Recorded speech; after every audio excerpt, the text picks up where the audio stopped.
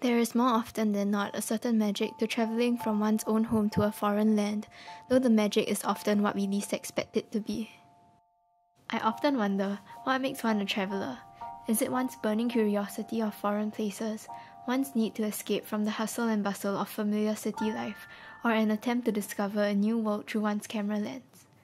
You know how they say that we are torn between the nostalgia for the familiar and the urge for the foreign, and how we are homesick for the places we have never known? I beg to differ.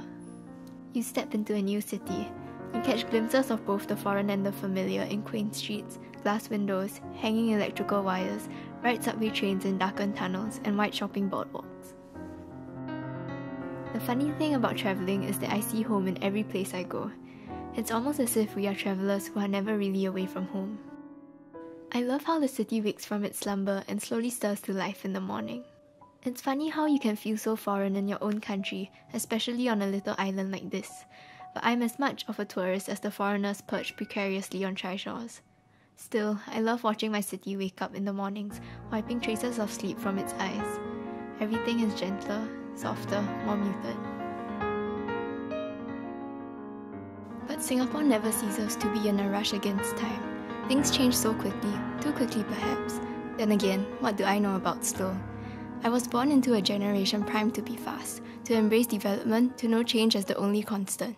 Yet when I see the playground from my childhood reduced to rubble, I can't help but feel a dull ache in my soul.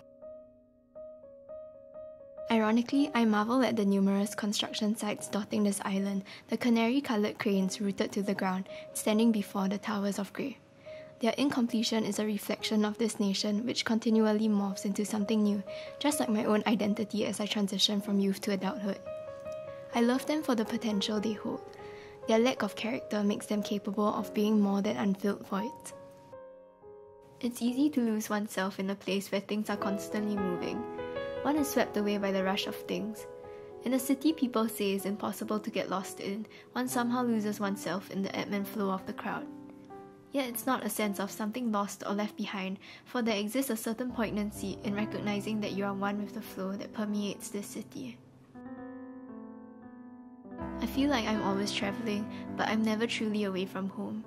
This city, much like its inhabitants that come and go, travels too. For a city is not the land itself, but of its people and its ever-changing landscape. And I too travel through time with the city I call my home.